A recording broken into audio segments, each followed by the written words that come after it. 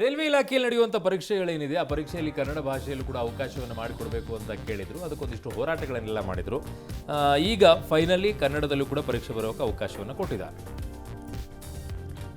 2026 ಒಳಗೆ ಸ್ಯಾಟಲೈಟ್ ಆಧಾರಿತ fast tag ವ್ಯವಸ್ಥೆ ಜಾರಿಗೆ ಬರುತ್ತೆ ಅಂತ ಕೇಂದ್ರ ಸಾರಿಗೆ ಸಚಿವರು ಹೇಳಿದ್ದಾರೆ. ನಾನ್ ಸ್ಟಾಪ್ ವಾಹನಗಳು ಓಡಾಡೋ ಸ್ಥಳದಲ್ಲಿ ಸ್ಯಾಟಲೈಟ್ ಮೂಲಕ ಟೋಲ್ ಸಂಗ್ರಹ ಮಾಡೋದೇ ಇದರ ಉದ್ದೇಶ. ಥೆಲಸೆಮಿಯಾದಿಂದ ಬಳಲ್ತಾ ಇದ್ದಂತಹ 6 ಮಕ್ಕಳು ಜೀವರಕ್ಷಕ ಚಿಕಿತ್ಸೆಗಾಗಿ ರಕ್ತ ಪಡೆದ ಬಳಿಕ HIV ಸೋಂಕು ಪತ್ತೆಯಾಗಿರುವ ಘಟನೆ ಮಧ್ಯಪ್ರದೇಶದ ಸಾರ್ವಜನಿಕ ಆಸ್ಪತ್ರೆಯಲ್ಲಿ ನಡೆದಿದೆ. ಅಯ್ಯೋ ಪಾಪ.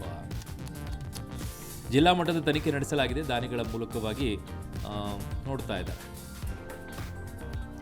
ಹಾಸನದ ಬೇಲೂರು ತಾಲೂಕಿನ ಆಸ್ಪತ್ರೆಯಲ್ಲಿ 24 ಲಕ್ಷಕ್ಕೂ ಹೆಚ್ಚು ಮೌಲ್ಯದ ಸ್ಕ್ಯಾನಿಂಗ್ ಮಷಿನ್, ವೆಂಟಿಲೇಟರ್, ಮಾನಿಟರ್ಗಳನ್ನು, ಆಕ್ಸಿಜನ್ ಸಿಲಿಂಡರ್ಗಳನ್ನು ಕಳ್ಳತನ ಮಾಡಿದ್ದಾರೆ. ಈ ಕಳ್ಳತನ ದೃಶ್ಯ ಸಿಸಿಟಿವಿಯಲ್ಲಿ ಸೆರೆಯಾಗಿದೆ.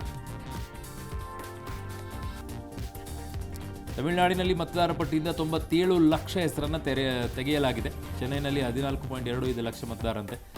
ಇದರಿಂದ ರಾಜ್ಯದ ಮತದಾರರ ಸಂಖ್ಯೆ ಅಕ್ಟೋಬರ್ 27, 2025ರಂತೆ ಇದ್ದಂಥ 6.4 ಕೋಟಿಯಿಂದ ಕಡಿಮೆಯಾಗಿ 5.43 ಕೋಟಿಗೆ ಇಳಿದಿದೆ. ಯಾರಪ್ಪ ಇವರು 97 ಲಕ್ಷ? ಸೌದಿ ಅರೇಬಿಯಾ ಮಾತ್ರ ಭಿಕ್ಷಾಟನೆ ಆರೋಪದಡಿ 24,000 ಪಾಕಿಸ್ತಾನಿಗಳನ್ನ ಗಡೀಪಾರು ಮಾಡಿದೆ. ವಿದೇಶಗಳಲ್ಲಿ ಈ ಥರದ ಪ್ರಕ್ರಿಯೆಗಳು ಜಾಸ್ತಿ ಆಗಿದೆ ಅನ್ನೋ ಕಾರಣಕ್ಕೆ ಈ ನಿರ್ಧಾರ. ಬ್ರೌನ್ ವಿಶ್ವವಿದ್ಯಾಲಯ MIT ಗುಂಡಿನ ದಾಳಿ ಪ್ರಕರಣಗಳ ಬೆನ್ನಲ್ಲೇ ಅಮೆರಿಕ ಅಧ್ಯಕ್ಷ ಡೊನಾಲ್ಡ್ ಟ್ರಂಪ್ ಗ್ರೀನ್ ಕಾರ್ಡ್ ಲಾಟರಿಯನ್ನು ಸ್ಥಗಿತಗೊಳಿಸಿದ್ದಾರೆ. ಗ್ರೀನ್ ಕಾರ್ಡ್ ಲಾಟರಿ ಮೂಲಕವೇ ಗುಂಡಿನ ದಾಳಿಯ ಶಂಕಿತ ಅಮೆರಿಕಾಗೆ ಎಂಟ್ರಿ ಕೊಟ್ಟಿದ್ದ ಅಂತಿದ್ದಾರೆ.